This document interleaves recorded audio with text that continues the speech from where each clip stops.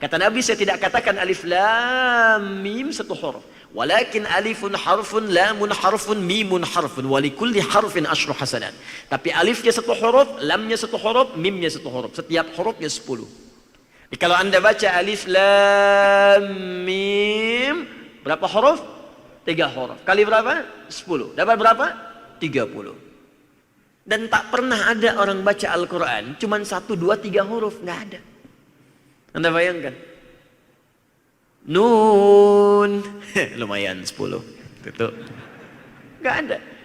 Orang pasti baca banyak. Bismillahirrahmanirrahim sudah 19 huruf.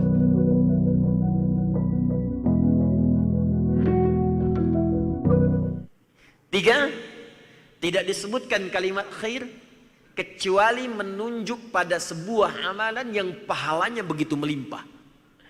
Karena itu ketika Nabi menyebutkan amalan baca Al-Quran yang pahalanya banyak dibandingkan ibadah lain. Kita sholat pahala 10. Ya, baru kita sholat itu 10 pahalanya. Kalau berjamaah kalikan 27. Ya, standar 10 itu di Quran surah ke-6 ayat 160. Man jaa bil hasanati falahu asyru amthaliha. Siapa yang mengerjakan satu kebaikan bernilai pahala. Hasanah itu kebaikan yang punya pahala. Setiap kita mengerjakan kebaikan dituliskan pahalanya. Mau minum ada pahalanya, makan ada pahalanya. Bagaimana cara minum dapat pahala? Maka caranya disebut hasanah. Karena itu hasil dari pahala akan dikolektifkan di akhirat menjadi timbangan kita kemudian untuk bekal masuk surga. Karena itulah kita sering berdoa, di dunia dapat hasanah, di akhirat dikumpulkan hasanahnya sebagai bekal ke surga. Itu yang kemudian disampaikan Allah isyaratnya di Quran surah kedua Al-Baqarah ayat 201.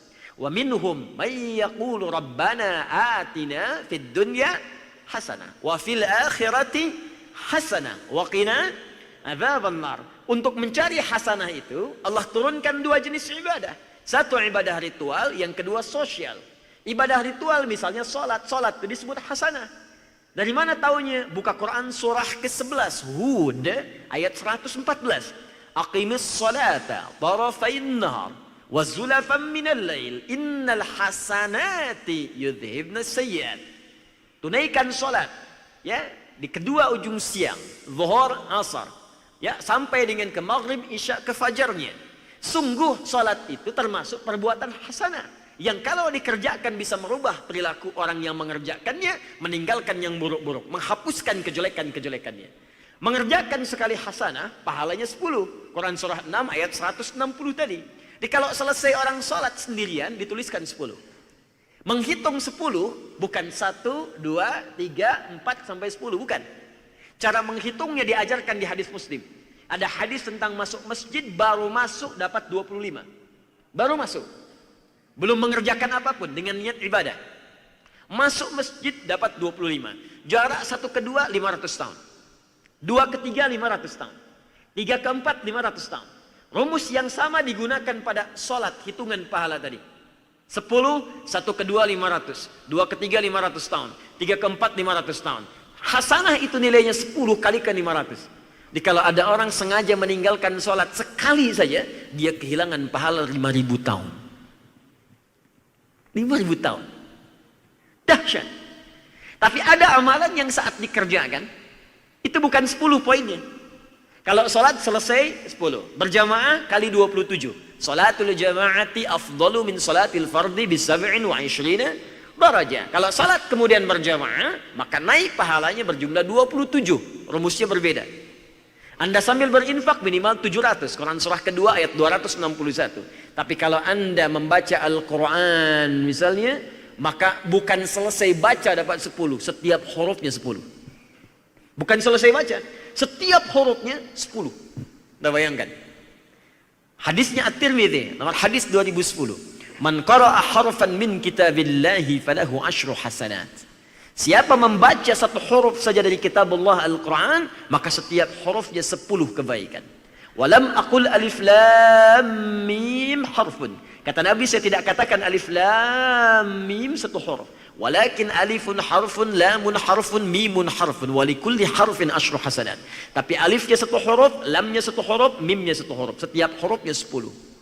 Jadi kalau Anda baca alif lam mim, berapa huruf? 3 huruf. Kali berapa? 10. Dapat berapa?